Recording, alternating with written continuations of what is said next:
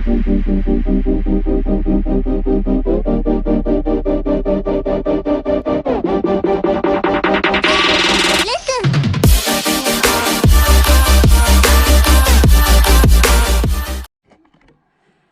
is up, Interceptor Squad? Welcome back to another video. In today's video, we're going to be comparing my Ford Police Interceptor Sedan versus the Crown Victoria. Now, this is my buddy's Crown Vic. This is not my Crown Vic, so big shout out to him for letting me, film our cars side by side and getting a comparison and showing you guys the differences between them. And if this video gets 100 likes, I will do a side-by-side comparison with my Interceptor Sedan versus his utility. He actually also has a utility. So if we get 100 likes, we'll do a comparison video on that. Now, just to start off, I'm just going to say that mine is a 2014 Police Interceptor Sedan, and his is a 2011 Crown Victoria Police Interceptor. So without further ado, let's jump into the video. So first, let's start off with the engine. Let's start off with the power, the MPG, and all that good stuff. So for the Ford Police Interceptor Sedan, you actually have three different engine options. You have the 3.5-liter V6 EcoBoost all-wheel drive with 365 horsepower and a top speed of 150 miles per hour.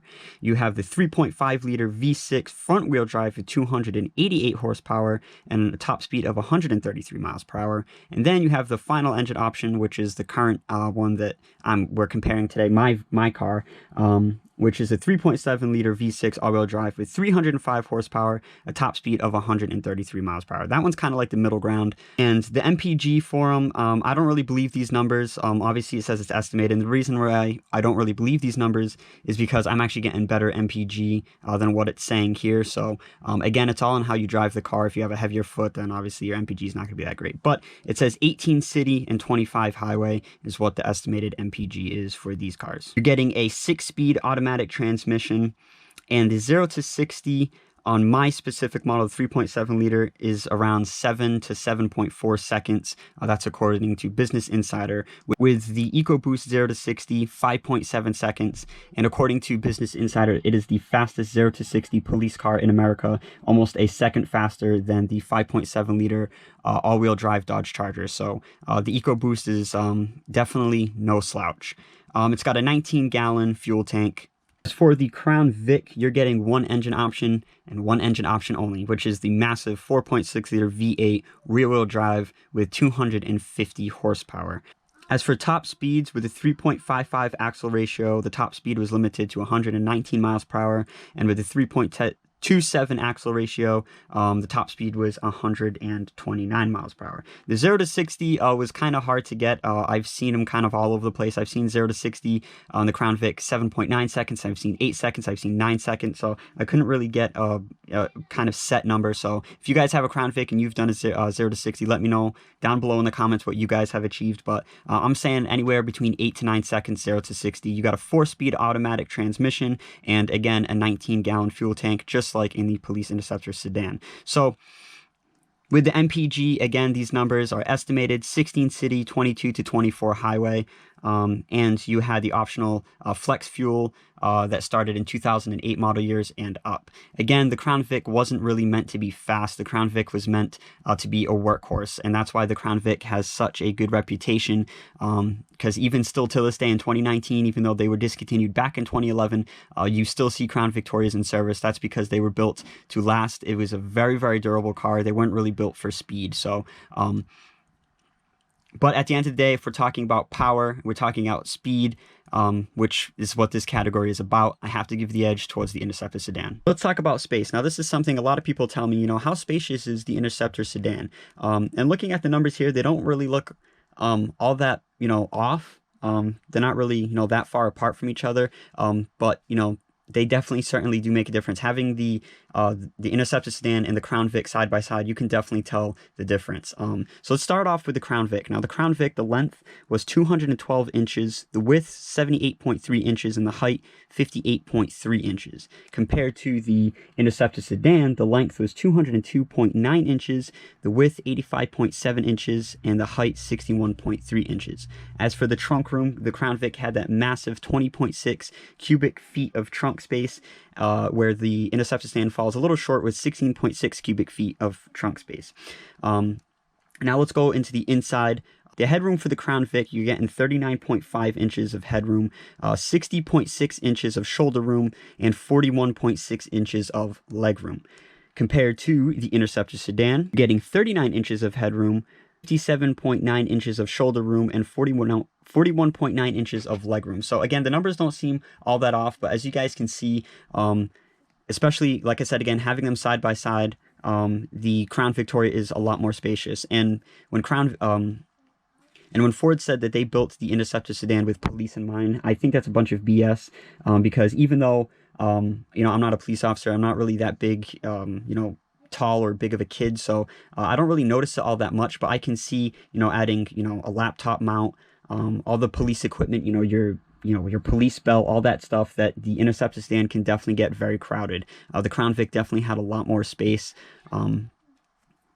As for comfort-wise, though, I do think that the Interceptor Sedan, and I've owned both, I do think that the Interceptor Sedan is a bit of a smoother ride. I think the seats are a little bit more comfortable. I mean, you can choose to agree or disagree. That's mainly a personal preference, but I think the Interceptor Sedan is a little bit more of a comfortable ride. So for overall space, I obviously have to give it to the Crown Vic, even though it really doesn't matter towards me. I mean, yes, I can definitely see that the Interceptor Sedan is a lot more compact, but for me personally, like I said, I'm not a police officer, so I don't have all this crazy equipment in my car. So for me, there's not really a big difference. Yes, the Crown Vic is a lot more spacious, but the Taurus is a lot more modern inside. You can definitely tell that the interior is a lot more updated than the Crown Vic. So again, it's all personal preference, but if you're looking for a more spacious car, then definitely the Crown Vic has the edge there. But for comfort and all that, I would definitely have to give it to the Interceptor Sedan. Again, this is my personal preference. Next, let's talk about safety. Now, all Ford Police Interceptors, including the Crown Vic, can withstand a 75-mile-per-hour rear-end crash. Now, for the IIHS safety, the Crown Vic overall received a marginal safety rating. Moderate overlap front received good. Side and head restraints and seats received marginal. The Taurus, or the Interceptor Sedan, received a good overall. The ratings are a little different. The Crown Vic didn't have as much categories as the Interceptor Sedan, because obviously the Interceptor Sedan has a lot more safety features, airbags and stuff like that. So the Crown Vic doesn't have as many categories as the Interceptor Sedan. But the only issue I have with it, and the Interceptor Sedan actually received poor, is the headlights, and I can definitely agree with that. The headlights are very, seems like they're very dim. It seems like they're almost pointed down, I actually have a buddy of mine who also owns an Interceptor Sedan, and he upgraded to LEDs because the headlights were that bad, and I can definitely agree with it. The headlights are horrible. In a lot of cases, I have to use my high beams because I really can't see, so I agree with the headlights being poor. As far as the Crown Vic being very durable and being built like a tank with that body-on-frame design, when you really look at the bigger picture, the Interceptor Sedan is definitely has a lot more safety features. With all these electronics and stuff, there's more room for error, issues to happen. The Crown Vic was a lot more simpler. And don't get me wrong, the Crown Vic is definitely a tough car. The Interceptor Sedan has, I would say, safety-wise, is that fuel pump issue with the module failing. However, Ford did state that there has been no, deaths or major incidents with that. So overall, again, I have to give the edge towards the Interceptor Sedan for safety, just because it has these modern-day safety features that the Crown Vic just didn't have. At the end of the day, both cars have their ups and downs. Obviously, the Crown Vic was very outdated for, today's day and age. I wouldn't say very outdated, but it was outdated, safety-wise. And, the newer Interceptors, a lot of people give them a lot of hate, saying they're not as reliable. Yes, I do agree with that. I do think that the Crown Victoria was a lot more reliable than these new Interceptors, and the sad truth is, I don't think, a lot of these newer cars that are, getting built today are going to be as reliable as the Crown Vic. That's just, the sad truth. They're just built cheaper, and that's how they are. But the new Interceptors, they're a lot faster, they're a lot safer. And especially with the Interceptor utility, I think really that's the new Crown Victoria, and I think it is a very suitable replacement for the Crown Vic because, every police department across the United States seems to have at least, one utility in their fleet. So, like I said again, I think a lot of new Interceptors get a lot of crap, but I do think they are great cars, and mine's pushing almost 100,000 miles now, and she's still doing very good. I know some people who have the new Interceptors, especially the sedan, that have 190,000 miles and still pushing strong. It's all on how you take care of the car and how the department takes care of the car. You know, a lot of people think that the Crown Vic is invincible and it's just unbreakable. I've seen Crown Vics with low miles and the transmission go. So again, it's all on how you take care of it. But yes, I do agree at the end of the day, the Crown Vic engine is a lot more reliable than the newer ones.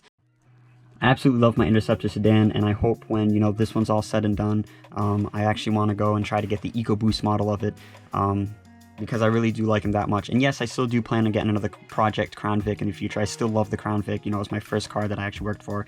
Absolutely love the Crown Vic. I think it's an amazing car. And if you are looking for a you know, you're a first-time buyer and you're looking for your first car, I definitely think the Crown Vic is the best option for you. The Crown Vic is such an amazing car. Again, let me know what you guys think down below. Do you guys like the new Interceptors better, or do you guys still rock with the Crown Vic? Like I said, again, I love both, but personally, I think the new Interceptors have the edge. I don't think they have the reliability factor that the Crown Vic does, but in every other way, the new Interceptor is better. They're faster, they have a lot more safety features, especially with the new utilities. They have that new blind spot where if someone walks up on you, you know, it'll detect the officer. So, but yeah, let me know what you guys thought of the video. Make sure to drop a like if you guys did enjoy. And if, like I said, again, if we get 100 likes, I'll do a comparison video of the Interceptor utility versus the my Interceptor Sedan. So. I know you don't love me like you say.